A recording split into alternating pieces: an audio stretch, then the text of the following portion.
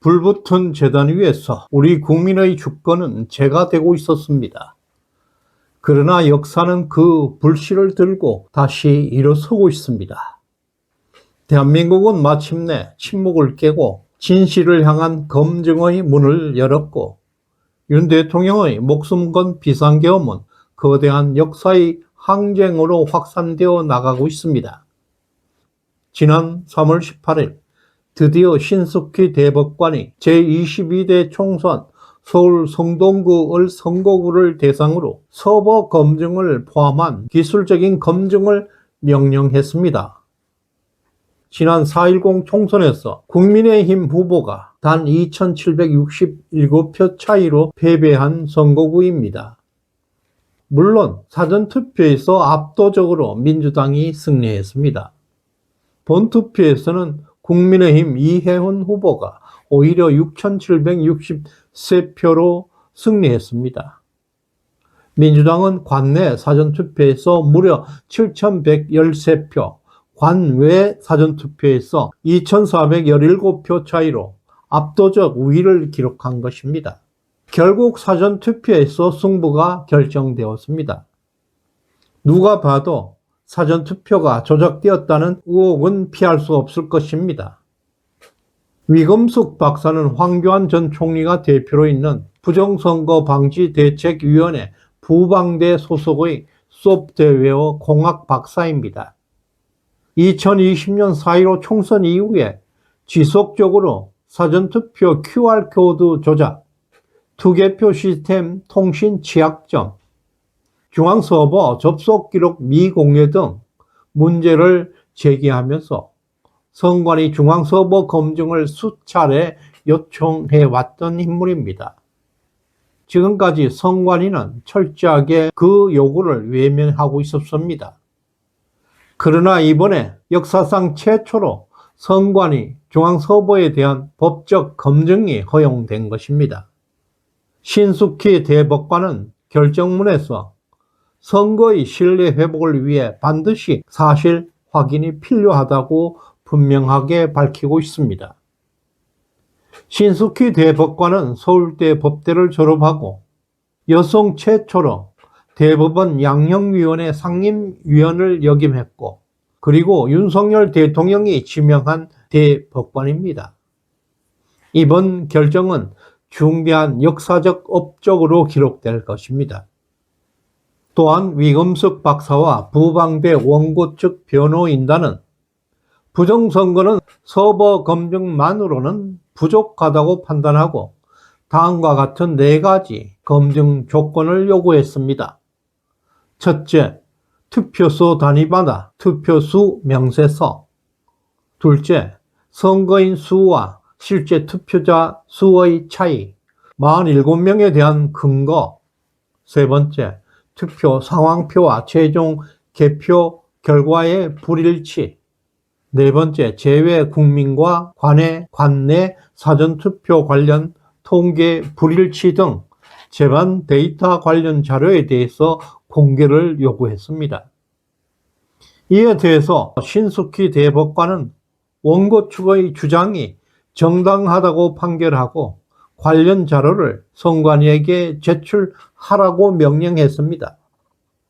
이제 검찰과 경찰도 움직이기 시작했습니다. 박주현 변호사는 이미 2023년 9월에 서울중앙지검에 고발장을 냈습니다. 검찰은 1년 반 동안이나 방치해 오다가 드디어 이 사건을 경기 남부경찰청으로 배당한 것입니다.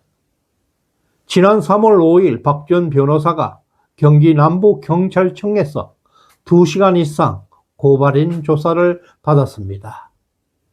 박 변호사는 이날 경찰 조사에서 서버 로그 기록 누락과 투표 통계의 이상한 데이터 등 부정선거를 입증할 명확한 증거들을 제시했다고 합니다.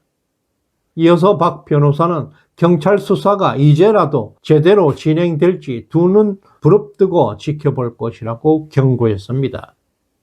그럼에도 불구하고 여전히 중앙선관위는 심각한 문제점을 드러내고 있습니다.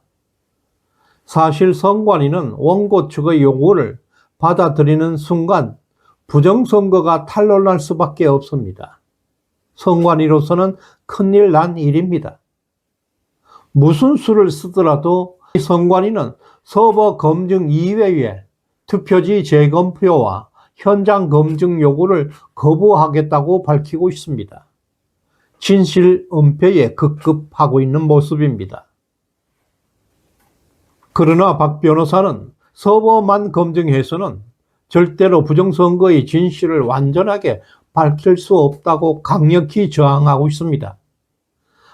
이에 대해서 대법관 신숙희 주심이 이미 제출하라는 명령을 내린 상황에서 선관위는 더 상상을 초월하는 증거 인멸이 우려되고 있는 상황입니다. 그리고 지금 중앙선관위에 보유하고 설치되어 있는 서버는 껍데기일 가능성이 있습니다. 이미 선관위는 선거 기간마다 민간 업체로부터 서버를 임대하고 위탁 관리하고 있다는 충격적인 사실이 드러났습니다. 주민등록번호, 투개표 기록 등 선거 관련 데이터까지 민간 기업에 맡긴다는 것은 국가 안보와 국민의 주권을 철저하게 짓밟는 심각한 위협입니다.